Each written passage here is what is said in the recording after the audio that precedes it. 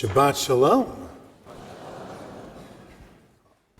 I want to start today with a story of something that happened earlier this week.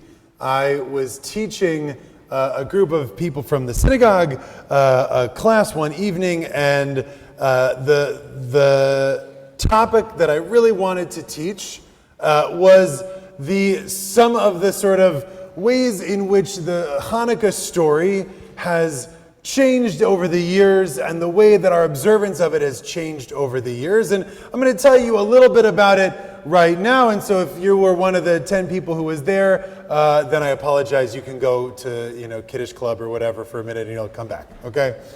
So what? Well, there'll be schnapps later. Sorry, Rabbi. I'll get you to the schnapps as soon as I can, I promise. So as we're talking about the Hanukkah story, right? What's the miracle of Hanukkah? I'm asking, what's the miracle of Hanukkah? The oil lasted for 8 days. Oh, yeah, okay, great. The oil lasted for 8 days. What? 3 times a day. All right, you know what? I think I need to rein it in on the jokes here, everyone. All right, no. So, friends, the miracle of the oil. Exactly right? The oil, it should have lasted for only 1 day, but it lasted for 8. Shabbat Shalom, let's have latkes. If you look in any of the books of the Maccabees, right, that we talk about, that we read the sort of first account of what this is, what are you 100% not going to find anywhere in the books of the Maccabees? Anything talking about oil. Exactly right. The book of Maccabees is all about, for the most part, what? Fighting. Yes, I once did a game at my old synagogue, Book of Maccabees or Game of Thrones. And we read passages and you had to guess what it was from. So, what happened then? That we have this whole story about what the original fighting of the story of Hanukkah was. And I'm actually going to read you a little piece of the book of Maccabees right now, and it's going to give us a hint of what was going on. So, we read in 2 Maccabees, when the king assented and Jason came to office, he shifted his countrymen over to the Greek way of life. So, first of all, and this to the Greek professor in the room, don't worry, you're safe. You're safe. So who's Jason? He's the new high priest. What do we know about Jason just by knowing his name?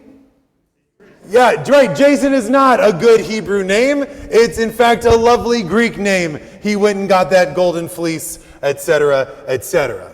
So Jason, the high priest, he's a Jew, he's an Israelite, but he is a Hellenizer. And he changes the Israelites and the temple service over to the Greek way of life. Right? What does he do? The story continues, right? That he does some stuff about concessions to the Jews and to the Romans. The Greeks. Yep, sorry. That was a Freudian slip there. And he founds a gymnasium in the temple. He puts a gym right there in the shul.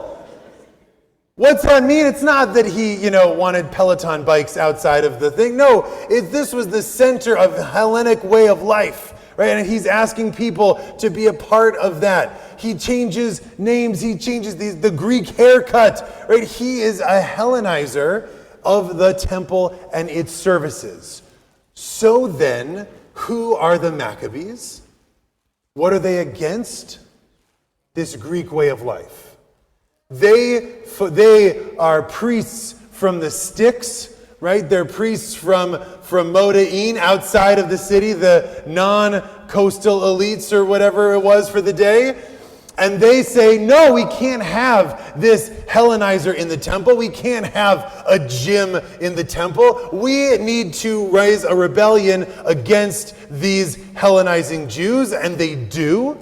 And so the original war that we're fighting in the story of Hanukkah is not As I read to the kids in the ECC yesterday afternoon, a story of Greek hoplites, from Athens coming in and saying that we can't be Jewish anymore, and then we rose up. It is a Jew versus Jew civil war of a Hellenizing forces versus those fundamentalists who say that we shouldn't Hellenize. And only once this war gets going do the non-Jewish leaders of the province step in and say, we got to stop this unrest that's going on. And if you're the Greek rulers, what side are you going to jump in on? Probably the Hellenizers who want to, change their names and wear your haircut. So that's where we get then the story coming in from there. And this miracle of the military victory is what we immortalize in our tefillah. If you read the Al Hanisim prayer, right, we are praying that the few were vanquished the many. Again, not because the Greek army was so numerous, but because it was a small faction within the Israelite nation against everybody else. Right? And this is the thing that we celebrate for years and years and years, and it isn't until the Talmud that the story of the oil shows up. And the Talmud starts to bring in this idea of the miracle of the oil. Why is it so important for the rabbis in the Talmud happening centuries later in Bavel to switch this miracle over to one of candles? There's a couple of reasons, I think. First of all, because what is completely not resonant to a small group of oppressed people living in diaspora? A military victory. To people who've known no military and don't know any power, it's not an important thing. Not only that, it's also probably not a great idea for a small group of people hanging out in one small suburb of, ancient Baghdad to once a year get together and be like, remember when we threw off the yoke of the non-Jews around us? Yay, let's all celebrate that. Probably isn't good PR for the Jews. But also it is a beautiful diaspora holiday to say that the miracle is that our people were able to light a small light that shone out in the darkness. And even though it was threatened to go out, thank God it did not. And so too we, small groups of Jews, wherever we are in Pumba, Naharda'ita, in Madison, Wisconsin, can light these candles wherever we are and know that that light and that flame can continue. So it becomes the diaspora way of observing this is to talk about the miracle of the oil. And really the military victory didn't come back into vogue in Jewish observance of Hanukkah until, take a guess at the year? 1948, exactly. When having a military and having armed resistance and armed Jews and strong Jews was important once again. And there's one other piece, by the way. So, sorry, before I get to that, so the idea that is at the core of Hanukkah is how involved with the non-Jewish world around us should we be?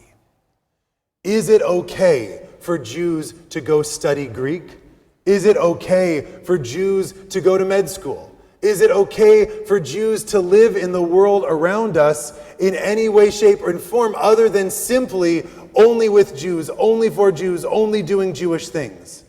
And we come to something that is both ironic and perhaps somewhat uncomfortable when we think about this, because I imagine, though I'm not sure, that most of the people in this room would fall not on the Maccabean side of that question.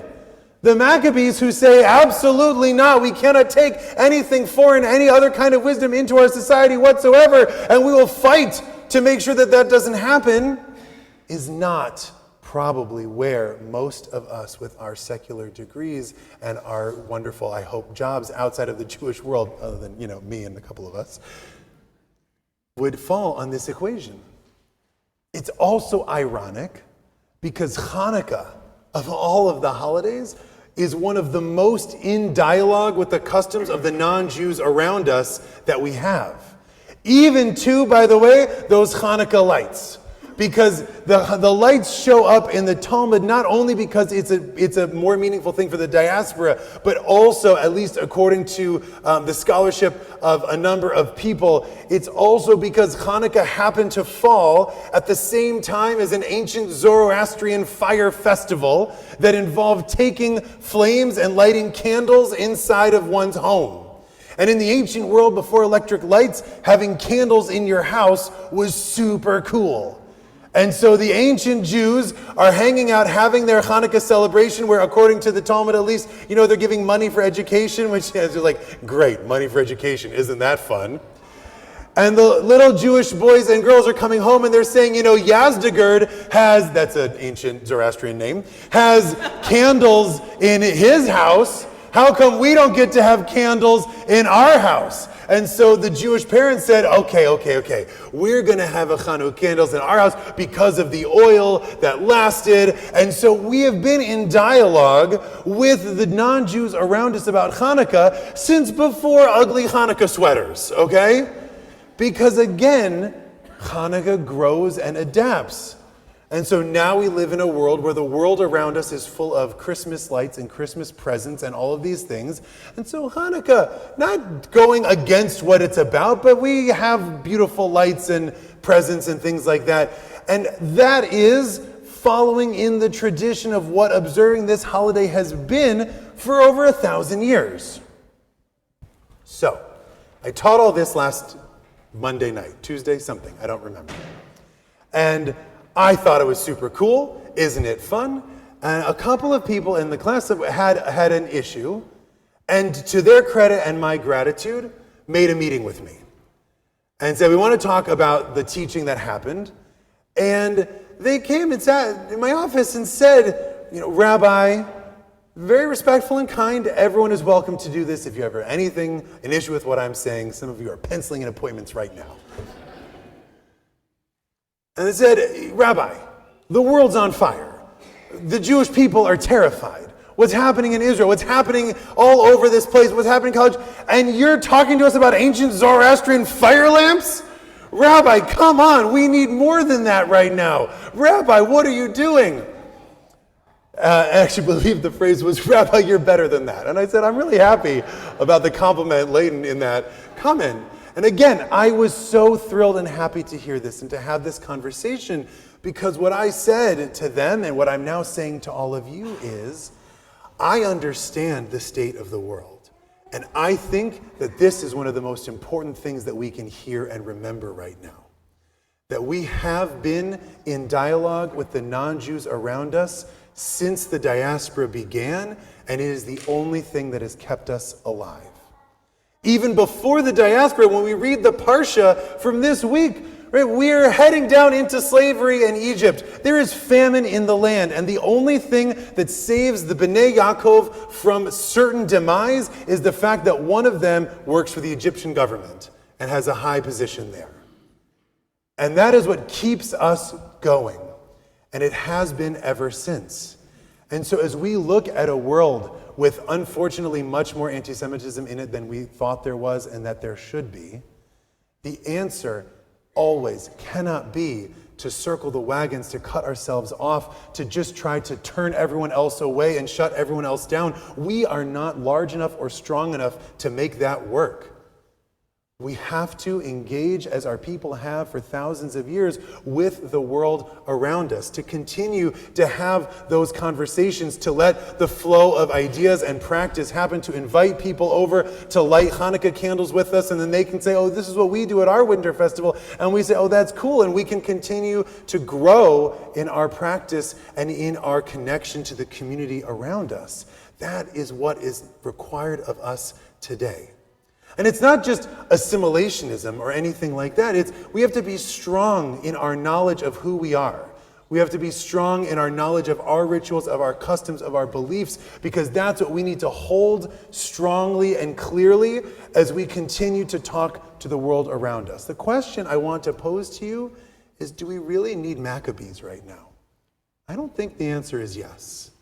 I don't think we need zealots out fighting. I don't think we need to throw everyone else out. I think that we need not a Maccabee, but we need the rabbinic Jews. We need the Jews who for thousands of years have struggled to be who they are in a world full of non-Jews, and to keep that little candle of our soul afire, to keep it lit so that we can continue to be who we are even as we grow and adapt into the soil in which we find ourselves in any one place. Because that's how our people have been so successful for millennia, and that's how we are going to continue, that we can survive and stay through all of this. To not cut others off, but invite others in. I charge us with that as we observe our Hanukkah this year, to proudly place a Chanukiah in the window to say who we are as we invite others to celebrate with us. Shabbat Shalom.